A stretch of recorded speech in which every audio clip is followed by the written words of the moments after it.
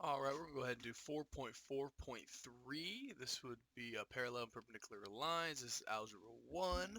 We're going to use the 442 checkup problems that I have over here. But first, let's get a little bit of some basic knowledge. Parallel lines, that means they have the same slope. All right, so parallel lines have the exact same slope. Parallel lines never intersect, they never touch, and they just kind of go next to each other, like just two lines hanging out. Perpendicular lines.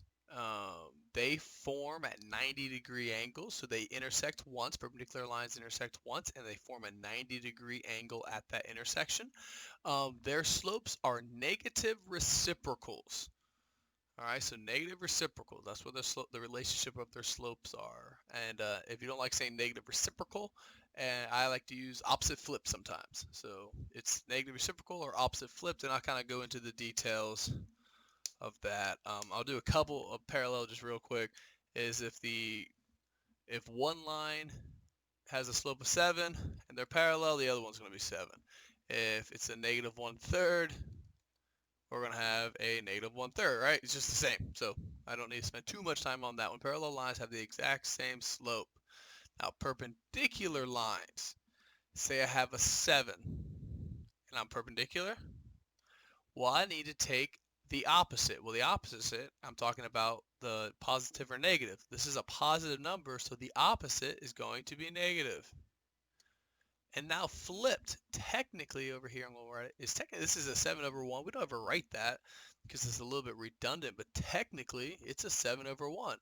So the flip part is I take this 7 and I make it 1/7. I flip the numerator and the denominator.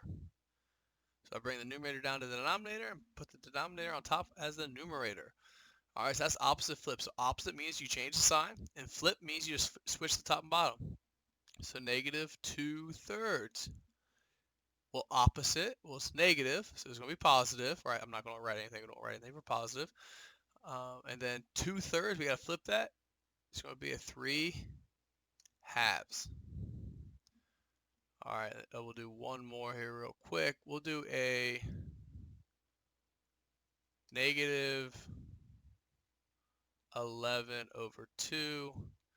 The opposite is taking this negative to be positive. We don't really need to write it. Then we got to flip it. It was 11/2, so now it's going to be 2/11. All right, let's go into the examples. All right, so if the slope of the solid line is 2, so that's 2. What is the slope of the dashed line? Well, they are parallel, and parallel lines have the same slope. So this would also be 2. Hold, give me 1 second here. See how that looks. I'm not gonna like that, I don't think. All right, so parallel again. So I see parallel, that means they're gonna have the same slope. If the slope of the solid line is -3, what is the slope of the dashed line? Well, it would also be -3, right? They're the exact same.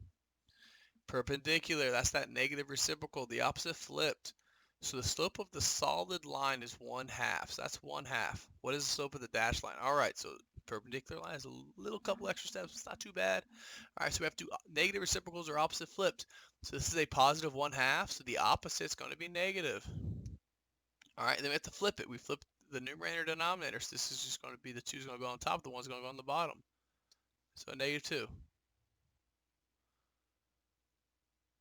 We have perpendicular again, which is opposite flipped. And I guess just remember, this is a perpendicular line. That's a 90-degree angle. All right, so the slope of the solid line is +4.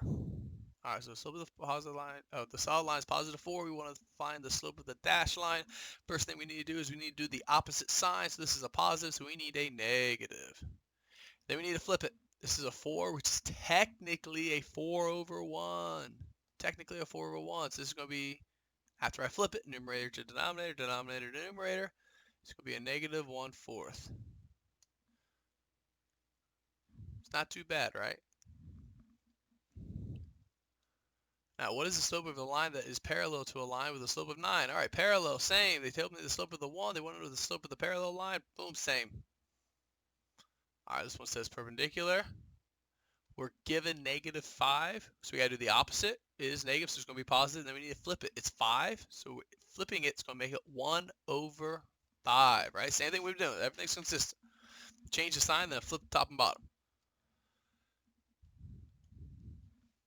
Find the equation of a parallel perpendicular line. The line has an equation y, or a line has an equation y equals 1/3 x minus 5. Find the equation of a parallel line passing through 3, 2. All right, so we're going to have to add a couple things here. First thing I'm going to write down, first I'm going to move it to give myself some room here. All right, here we go. So first thing we're going to do is we're going to write the point slope formula,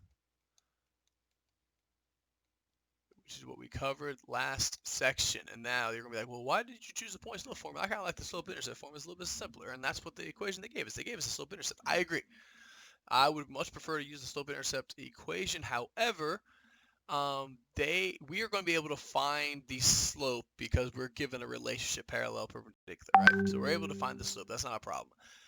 We are given another point. We aren't given the y-intercept. So since we're given a point and a slope, we use the point slope equation. So they give us the point, right? So we have our x1, y1 right there. So I take this point that they give us, all right? Y minus y1, so it's a positive 2, so it needs to look negative. We do the opposite, so it looks negative, y minus 2. Now slope, what's the slope? Well, we have a parallel line, right? Parallel line. Okay, so that means we're going to have the same slope. But what is the slope of this equation? How do we know which number it is? Well, what form is this in? This is in that slope-intercept form from the second quiz of this unit. And if we recall, the m, the number in front of the x, always is the slope. So in this case, the 1/3 is my slope. And since this parallel is going to be the exact same, so I put 1/3 there. Then I have my x, and I have a positive 3 as my x coordinate. Well, it's positive, so I need it to look negative. There's my equation. So I had to use a couple information from quite a bit of this unit to kind of all piece it together. But it's not so bad. We can do this. All right, so we're given another line in slope-intercept form. What I'm going to do first is say, hey, this slope is 1/3. Right? I see it. I'm going to identify it right there. It's right in front of the x. It's slope-intercept form. My slope is 1/3 for the line they give us. Now it's perpendicular. All right, that's fine. Right? That's negative reciprocal. That's opposite flipped. We can do that. And they give us a point. Well, if they give us a point, that means we need a point slope formula. All right, we're going to have a slope and we're given a point, so we got to use the point slope formula. All right, so it's going to be y minus, well, it's a positive 2, so it needs to look negative. And I'm going to skip the slope. It's a positive 3 from an x value, so it needs to look negative. And now my slope. If the slope of the first line is 1/3 and is perpendicular, well, we need to do the opposite, so it's a positive, so it's now going to be negative. All right, and then we have 1/3. Well, we need to flip that.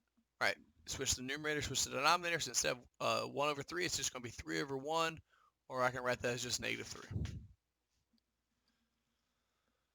All right. For question, use the graph to find equations of parallel and perpendicular lines.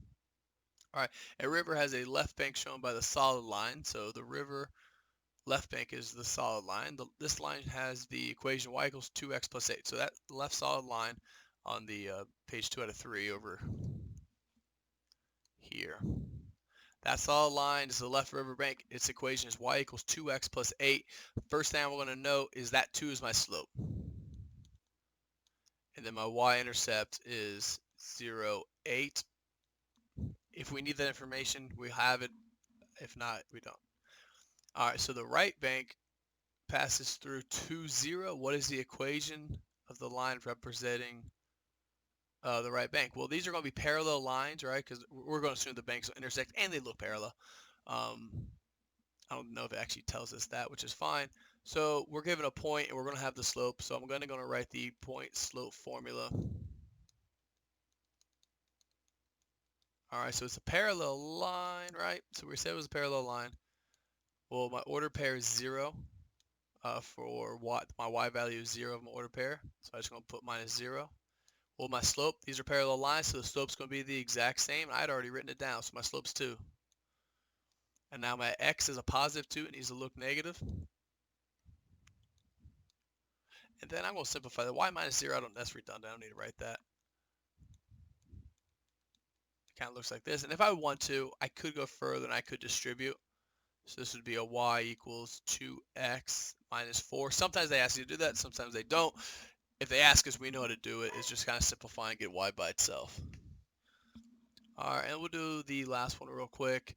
The bridge being designed will cross the river at a right angle, right? So right angle is telling me perpendicular. All right, the equation of the left bank of the river is y equals 2x plus 8. The center of the bridge will pass through 0, 2. Now, this is significant to me because the x value is 2. And if you remember back to, I think, 2 quizzes ago, and we were talking about the y-intercept and how the y-intercept will always have an x value of 0. They gave us the y-intercept, and we need to recognize that. As soon as we see that the x value is 0, we know it's a y-intercept. If we go back to question 9 over here, it was 2, 0, where the y was 0. That's not a y-intercept. That really doesn't change which equation I use. But because they gave us a y-intercept, I'm going to go right away and say we're going to use the y equals mx plus b formula, because my b is that 2. They gave it to me. It's just something I identified and recognized right away because the x value was 0. All right. So we know that my b is 2. All we need to find right now is my slope. Well, if we know the slope of the left bank is 2, and it's going to form at a right angle, that's telling me it's going to be perpendicular. All right, so the right angle tells me it's perpendicular. They told me what the slope is. I know perpendicular lines have opposite flipped. So this was a positive 2. Now it's going to be a negative. And this was 2 over 1. I have to flip it. Flip numerator, flip denominator. So 2 over 1 is going to become 1 over 2. And there's my nice cool equation.